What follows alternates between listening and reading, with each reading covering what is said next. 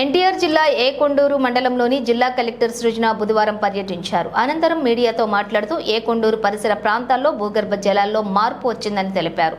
స్థానిక భూగర్భ జలాల్లో మెటాలిక్ ఎలిమెంట్స్ శాతం ఎక్కువగా ఉండటం వలన త్రాగటానికి నీరు నిరుపయోగంగా ఉన్నాయని తెలిపారు. ఏకొండూరు పరిసర మండలాలకు త్రాగునీరు అందించేందుకు 50 కోట్లతో త్రాగునీరు ప్రాజెక్టు ప్రారంభిస్తున్నట్లుగా తెలిపారు.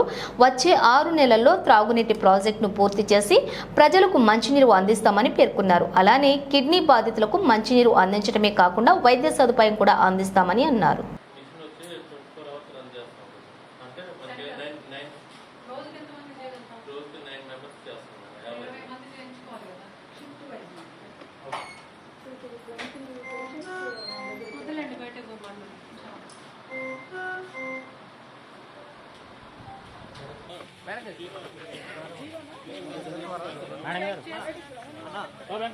ప్రభావిత ప్రాంతాల్లో తిరగటం జరుగుతుందండి.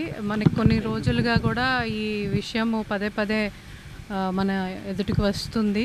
చాలా రోజులుగా కూడా ఇక్కడ ఈ ప్రాంతంలో భూగర్భ జలాలులో మెటాలిక్ ఎలిమెంట్స్ ఎక్కువ ఉండటం వల్ల అవి తాగటానికి సురక్షితమైనవి కాదు అని భావించి కూడా కృష్ణా జలాలు ఇక్కడికి పంపిణీ చేయటమే శాశ్వత పరిష్కారం అని చెప్పి మనం ప్రాజెక్ట్ తీసుకోవటం జరుగుతుందండి. ఏకొండూరులో ఉండే 38 హ్యాబిటేషన్స్లో కూడా గ్రౌండ్ వాటర్ శాంపిల్స్ టెస్ట్ చేస్తే అవి తాగడానికి సురక్షితమైనవి కావు అని చెప్పి అక్కడ ఈ 38 హ్యాబిటేషన్స్లో కూడా 56 పాయింట్స్కి ఈరోజు మనము మంచినీరు రోజువారీ ట్యాంకర్ల ద్వారా సప్లై చేస్తున్నాము.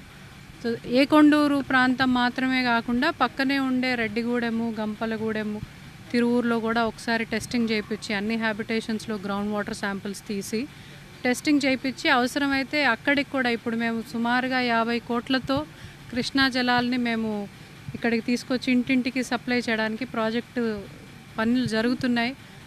మే, జూన్ నాటికి అవి పూర్తి కూడా అవుతాయి. సో అది అయ్యే లోపు ఇప్పుడే ఇంకొక వారం 10 రోజుల్లో ఈ 3 మండలాల్లో కూడా చుట్టూ ఉండే 3 మండలాల్లో కూడా అసెస్ చేసి, బికాస్ ఇవి పక్కనే ఉండే మండలాలు భూగర్భ జలాలు అక్కడికి కూడా స్ప్రెడ్ అయ్యే అవకాశం ఉంది కాబట్టి అక్కడ కూడా టెస్ట్ చేసి అవసరమైతే అంటే మా ఆర్డబ్ల్యూఎస్ వారు గంపలగూడెంలో కంప్లీట్ చేశారు అన్ని హ్యాబిటేషన్స్. అక్కడ 2 హ్యాబిటేషన్స్లో మెటాలిక్ ఎలిమెంట్స్ ఉన్నాయని కూడా గుర్తించడం జరిగింది. అదేవిధంగా రెడ్డిగూడెంలోనూ తిరువూరులో కూడా చేసి ఒకేసారి పూర్తి అంచనా వచ్చి ఈ ప్రాజెక్ట్ అయ్యేలోపు అన్ని గ్రామాలకు కూడా ఎక్కడెక్కడైతే ఇబ్బందికరమైన పరిస్థితులు ఉన్నాయో అన్ని గ్రామాలకు కూడా ఈ కృష్ణా జలాలు, సురక్షితమైన కృష్ణా జలాలు తాగునీటి కోసం సరఫరా చేసే ప్రాజెక్టు నెలకొల్పడం జరుగుతుందండి. దాంతోపాటు ఇక్కడ ఆల్రెడీ ఈ 4 మండలాల్లోనే ఉండే అందరూ కిడ్నీ వ్యాధితో బాధపడుతున్న వాళ్ళందరినీ అదే 10 రోజుల్లో అసెస్ చేసి ఇప్పుడు సుమారుగా ఈ ప్రాంతం అంటే ఏకొండూరు ఈ పిహెచ్సి పరిధిలో చూస్తే 216 మంది సీకేడి అంటే క్రానిక్ కిడ్నీ డిసీజ్తో బాధపడే వాళ్ళు, అందులో ఒక 25 మందికి డయాలసిస్ కావాల్సిన వాళ్ళు ఉన్నారు.